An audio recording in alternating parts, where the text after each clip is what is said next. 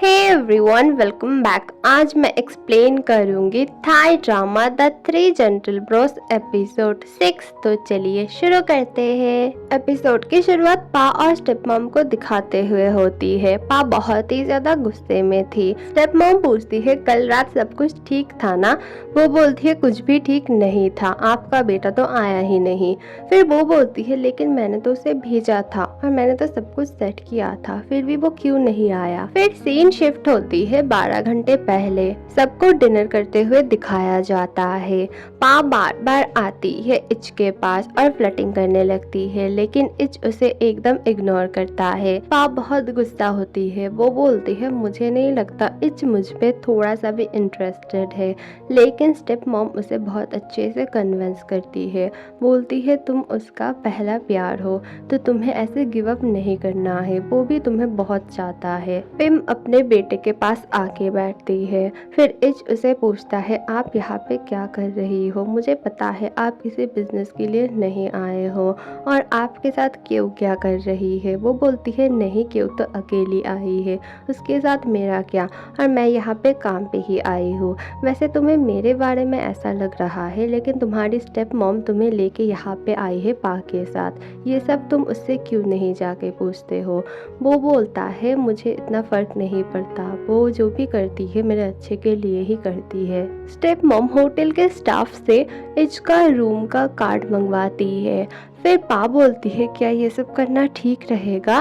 वो बोलती है हाँ, मुझे ट्रस्ट करो। फिर स्टेप मॉम इच के रूम में जाके उसके पानी में कोई ड्रग मिलाती है। वहाँ पे पा आती है। फिर वो आके पिम के साथ लड़ना स्टार्ट कर देती है। फिर पिम जाके क्यू को बोलती है तुम्हें मैं यहाँ पे हॉलीडे मनाने नहीं लाई हूँ, चुपचाप वहाँ पे जाओ और उनके बीच में बैठ जाओ। क्यू बार बार मना करती है। फिर पिम उसे उसके मॉम के बारे में बोल के डराती है। फिर उसे मानना ही पड़ता है और वो जाके उनके टेबल पे बैठ जाती है। फिर वहाँ पे आती है स्टेप मॉम। पिम और स्टेप मॉम बहुत ही ज़्यादा लड़ने लगते हैं और वो तीनों तो मज़े से हंस रहे थे उन दोनों को देख के। फिर पा बोलती है तुम यहाँ पे क्यों बैठी हो, और इच बोलता है मैंने उसे बुलाया है। पा बोलती है मैं तुम्हारे मॉम से ना शिकायत कर दूँगी। फिर क्यू बोलती है रॉन्ग मॉम के पास मत जाना, अदरवाइज तुम्हें ही डांट पड़ेगी। फिर इच बहुत ज़ोर ज़ोर से हंसने लगता है। इच फिर क्यू को बोलता है मुझे बहुत ही ज़्यादा गलतफहमी हो गई थी, इसीलिए मैंने तुम्हारे साथ बहुत बुरा किया है और मुझे पता चल चुका है कि मेरे फादर की असली मिस्ट्रेस कौन है, और वो उसे बार बार सॉरी बोलता है। फिर वहाँ पे स्टेप मॉम आती है और बोलती है मुझे अपने कमरे तक छोड़ दो। इच बोलता है लेकिन मैं तो खाना खा रहा हूँ ना, आप प्लीज़ अकेले चले जाइए। फिर वो बोलती है हाँ, इस बूढ़ी मॉम को तो अभी अकेले ही जाना पड़ेगा, मतलब इमोशनल ब्लैकमेल करती है। असल में वो क्यू के पास से उसे हटाना चाहती थी। फिर वो उसे लेके चली जाती है। फिर क्यू के पास पिम आती है और क्यू की तबीयत ख़राब हो रही थी क्योंकि उसे मेडिसिन से एलर्जी हो गई थी। अगर वो कोई न्यू मेडिसिन लेती है तो उसके साथ ऐसा ही होता है। वो बोलती है मुझे ना बहुत ही ज़्यादा नशा हो रहा है, नींद आ रही है, मैं जाके सो जाती हूँ। पिम बोलती है मुझे बस एक ही बात तुमसे करनी है, कुछ भी करना पर मेरे बेटे को तुम सेड्यूस मत करना, उससे थोड़ा सा डिस्टेंस रखना। वो बोलती है ठीक है। उसके जाने के बाद पिम को उसकी तबीयत की चिंता हो रही थी। इच पा को उसके रूम तक छोड़ देता है। फिर उसकी मॉम बोलती है मुझे तुमसे बात करनी है। इच बोलता है मैं आज बहुत ही ज़्यादा थका हुआ हूँ, आज बात नहीं करते हैं। फिर भी वो नहीं मानती है, ज़बरदस्ती उसके रूम में चली जाती है। फिर वो बार बार इच को बोलती है प्लीज़ तुम पा से शादी कर लो, उसके साथ इतना कोल्ड बिहेव मत करो, तुम तो उससे प्यार करते थे ना। वो बोलता है हाँ करता था, लेकिन अभी मेरे पास उसके लिए थोड़ा सा भी फीलिंग्स नहीं है, मैं उसे बिल्कुल पसंद नहीं करता हूँ। प्लीज़ मुझे आप इसके लिए राज़ी मत करवाइए, मुझे शादी नहीं करनी है। मैं तो आपकी हर बात मानता हूँ ना, ये बात मुझे नहीं मानना है। फिर वो नाटक करती है ठीक है, मैं तुम्हें फोर्स नहीं करूँगी अब से, अगर तुम्हें उससे शादी नहीं करनी है तो मत करो। फिर वो पानी मांगती है। सेम बॉटल से इच उन्हें पानी देता है। वो पानी को फेंक देती है। इच भी उनके साथ पानी पी लेता है। फिर वो वहाँ से चली जाती है। उसके बाद इच की तबीयत तबीयत बिगड़ना स्टार्ट होती है। वो पा को कॉल करती है और बोलती है टाइम हो गया है, तुम अपना दरवाज़ा खुला रखना। पा बोलती है क्या ये करना ठीक रहेगा?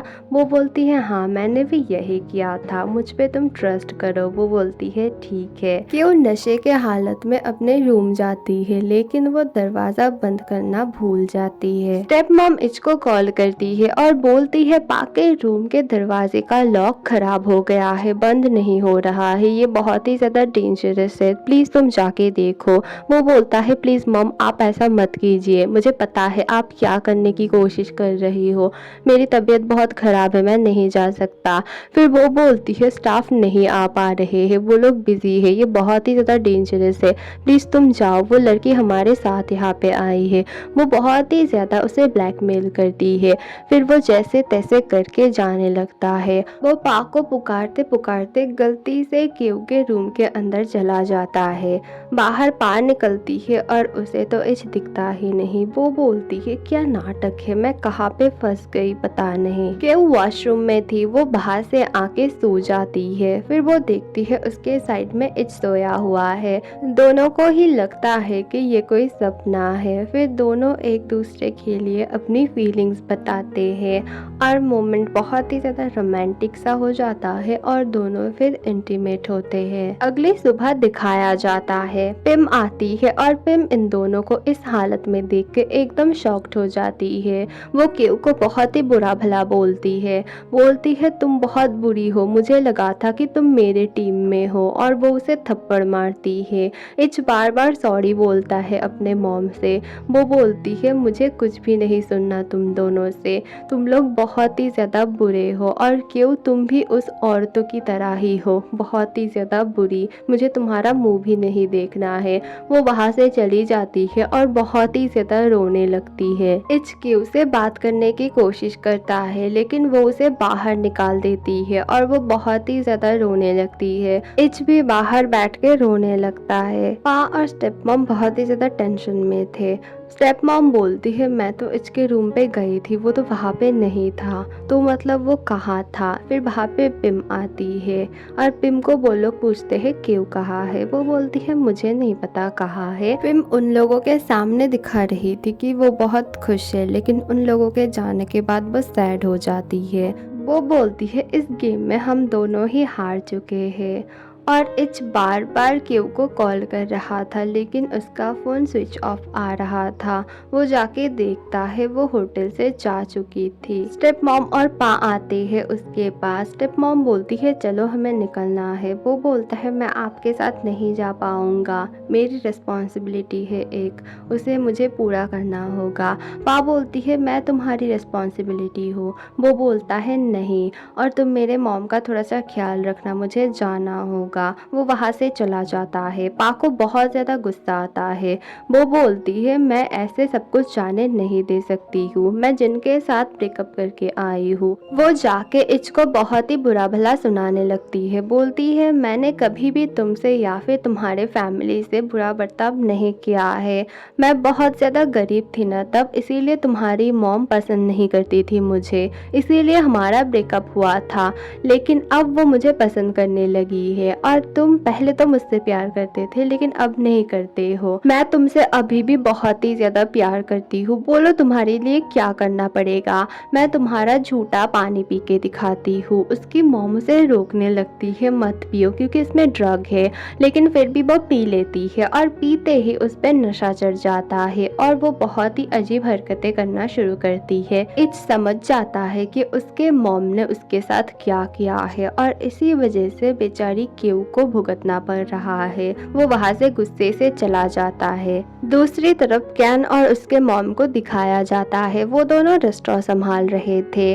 उसके मॉम से वो माफ़ी मांगती है और उसकी मॉम भी उसे माफ़ कर देती है। फिर उसकी मॉम बोलती है डिलीवरी बॉयज जा चुके हैं और ऑर्डर लेने की ज़रूरत नहीं है। तभी एक ऑर्डर आता है। कैन उसके मॉम से बोलती है इस ऑर्डर को हम ले लेते हैं, इसके बाद हम नहीं लेंगे और डिलीवरी मैं करूँगी अपने फेस को ढक के, कोई भी मुझे नहीं पहचान पाएगा। वो बोलती है ठीक है। असल में ये ऑर्डर एंथनी ने किया है, वो होटल में एक लड़की के साथ है।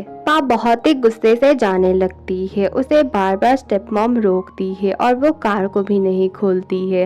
वो बोलती है आपकी हिम्मत कैसे हुई, आपने ऐसा किया। साइड वाले कार में पिम थी और वो सब कुछ सुन रही थी। पा बोलती है आपने इसको ड्रग दिया, आप हमेशा ऐसा करती हो है ना। वो बोलती है नहीं नहीं, ये फर्स्ट टाइम मैंने उसे ड्रग दिया है। वो बोलती है मैं विश्वास नहीं करती हूँ, आपकी वजह से ना मेरे पास इच है ना मेरे पास जिन है, मैं आपके साथ और नहीं रह सकती हूँ, आप बहुत ही ज़्यादा बुरी हो, आप हमेशा इच के साथ ऐसा ही करती हो। ये उसकी ज़िंदगी है, उसे प्लीज़ आप लोग जीने दीजिए। अगर उसे लगता है कि वो किसी से प्यार करता है तो करने दीजिए, अगर उसे किसी से नफरत करना है तो करने दीजिए। अगर वो लेफ़्ट में जाना चाहता है उसे राइट में मत खींचिए, उसे प्लीज़ आप लोग जीने दीजिए।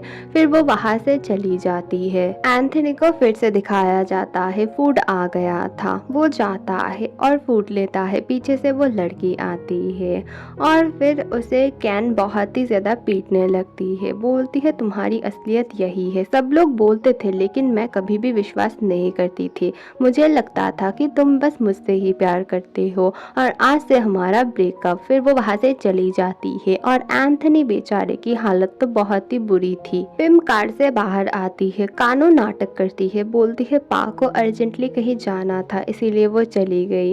वो बोलती है मैंने सब कुछ सुना है, नाटक मत करो, और पा ने तुम्हें जो जो बोला है ना वो मुझ पे भी लागू होता है। मैं भी अपने बेटों को हमेशा अपने हाथों के मुट्ठी में रखना चाहती हूँ। कानू बोलती है मुझे लगा था कि इच को मैं जो बोलूँगी वही करेगा और इच ही तो मेरा बेटा है। वो बोलती है वो सब छोड़ो, चलो तुम्हें बैंकॉक तक छोड़ देती हूँ। फिर दोनों में थोड़ी थोड़ी दोस्ती होने लगती है लेकिन दोनों ही फुल एटीट्यूड में थे। इच जाते हुए रो रहा था कार में। दूसरी तरफ केव को दिखाया जाता है, वो भी रोते हुए जा रही थी। केव अपने घर में बैठ के इच के बारे में सोच रही थी और बोल रही थी तुम बहुत बुरे हो, मैंने तुम्हें बहुत ही अच्छा सोचा था लेकिन तुमने मेरा फ़ायदा उठाया। इच बार बार केव को मैसेज करता है, वो बार बार सॉरी बोलता है और बोलता है मुझे तुमसे मिलना है, क्या मैं मिलने आ सकता हूँ, लेकिन केव कुछ भी नहीं बोलती है। एपिसोड 6 यहीं पे ख़त्म होती है। अगली वीडियो थोड़ी सी लेट ही आएगी नेक्स्ट वीक, थोड़ा सा वेट करना। Thank you for watching, bye.